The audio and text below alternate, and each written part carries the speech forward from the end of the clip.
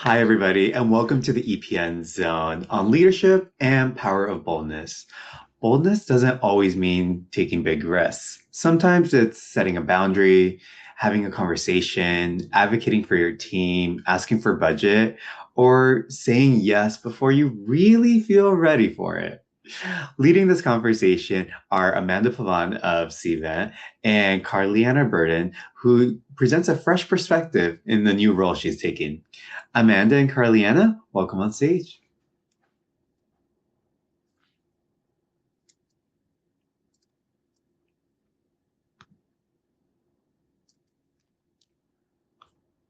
We'll give it a moment for Amanda and Karlyanna to come on. There are those smiling faces. Welcome. Hey, thanks so much for having us. Oh, thank you. Hello, everyone. I hope everyone's enjoying their day and getting, great information out of these sessions. Sharing feedback with one another. It's always nice to be able to take some time out of our day to day and kind of like interact with one another in that way. I know, Karlyanna, you're probably always busy too. So, even giving these 10 minutes to everyone in the network, is totally appreciated. Yeah, well, I definitely want to thank Evan and Star for their presentations. And I thought maybe we could kick off with a little bit of feedback or thoughts from those sessions. I did have a couple things that Evan shared that I wanted to dig into a little bit. Thought we could kind of start there. So one of the pieces that Evan brought up was being okay saying no. And I started laughing because earlier this morning I was having a conversation and I said, I'm okay saying no. I don't really like hearing no, right? And so a lot of leadership is similar in that they can say no, but when they hear it, they don't love it. And so it's how do you position the saying no when you need to? And to me, it's always looking at the objectives, your KPIs, and what success looks like. And if the ask doesn't totally fold in to what you're trying to accomplish, then use that as your reason to say no or why that more isn't more. Because that's something right now, everything is about speed and quantity, but as we know, it's about quality. And so you can do all of the things, but when you do the strategic elements that really have an impact, that's when you get noticed. That's when you have more success. And that's when you say no, you're able to focus on those key elements. But when you have, again, and Ricky said, context is the goals and the objectives.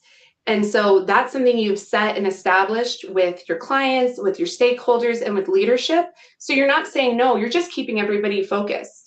And so again, it's that positioning and it's that way to communicate that can make saying no, I think, reasonable and accepted. And they think, oh, wow, you're actually helping us stay on track because I saw this thing on Instagram or I saw this thing on Pinterest or so-and-so is doing this. We have to do it. And, again, does that roll up to your KPIs? Does that roll up to the objectives? Will that help you be more successful and drive more ROI? Or is it going to dilute your impact? So that's always kind of the way to position your no, or that's kind of what I was thinking when Evan shared that.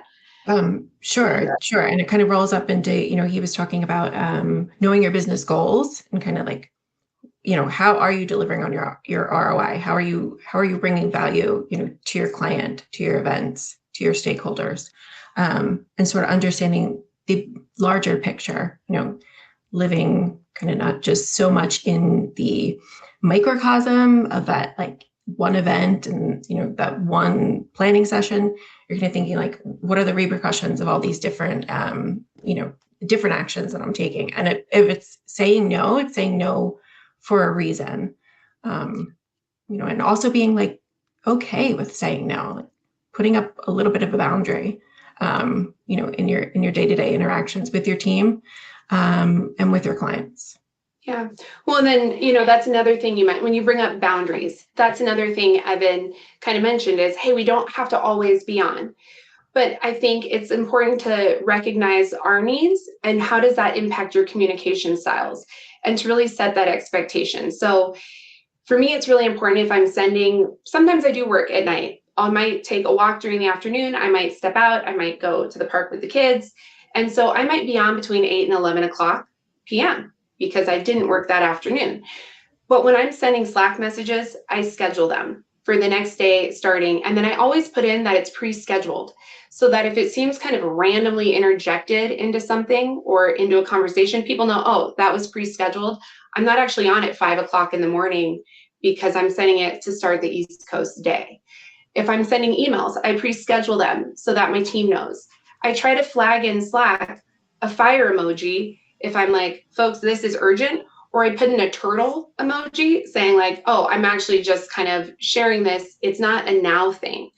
And so when you're trying to set boundaries and you're trying to establish like your communication protocols so that you feel seen and you're able to put up boundaries, make sure that you're also kind of setting that expectation with your team. You're creating communication preferences. And, you know, to me, I think it's really important that it's a shared experience, because again, I'll get in my own head and then I realize, oop, I didn't pre-schedule that. My poor person on the East Coast is getting a 1 a.m. ping about something and, you know, just wanting to kind of share that. I don't know, Amanda, if you've had similar. Yeah, my client's actually West Coast based. So I make a point of kind of prioritizing. And then I think this is something everybody's talked about all day long, is prioritizing like what's important, what can wait. You know, and I love that you had mentioned putting the little like turtle emoji. I never thought of that, but that's actually really good. Like, no, don't stop everything just to answer my Slack. Like you can totally continue on with what you were doing. But that's like a nice way to interact with your colleagues. I like that. Yeah. And kind of switching to STAR's session, you know, a piece about how do you transition vendors to strategic partners? How do you really make the appropriate asks?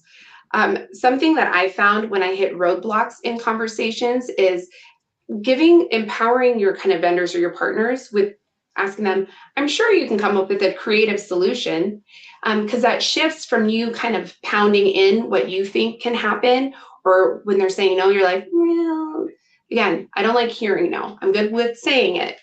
But that's when you kind of shift it from do this for me to like, hey, you've got the experience, you've got the professional, like, how do you think we could solve this? Or what's a creative answer? And then again, it shifts it from that transactional vendor, you know, leader position to that collaborative approach.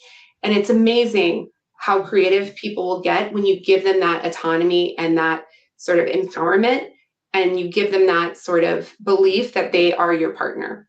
Yeah, 100%. I mean, leaning on partners and vendors, you know, even stakeholders, like everyone is an expert in their own right.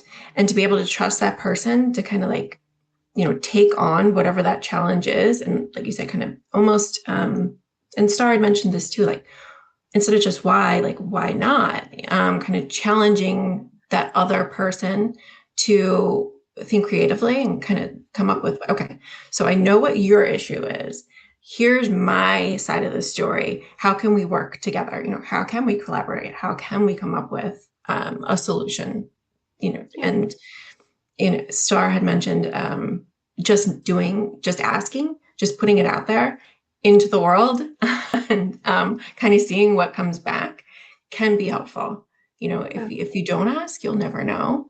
And that's, you know, number one, I feel like in a negotiation at any point in time, you know, you have to sort of explain where you're coming from and what you need out of a situation, and you know, bring all solutions to the table. You know, come up with how can we reach this common ground that we all want to be at. You know, we all want our event to be successful. You know, we all want a successful partnership and relationship. So how can we get there? And kind of just being open to hearing like what the other person is struggling with, maybe what's keeping them to getting to that answer that you want to hear. So, and even with my team and with, you know, folks, I love the 1-3-1 approach, where you come with one issue, three different ideas how to troubleshoot it, and then the what recommendation. So if you're training up junior team members, you want to empower them, that's a nice way to kind of coach them in how they can bring issues or opportunities to you. Love that. Wonderful. Thank you both so much. And thank you to everyone who shared.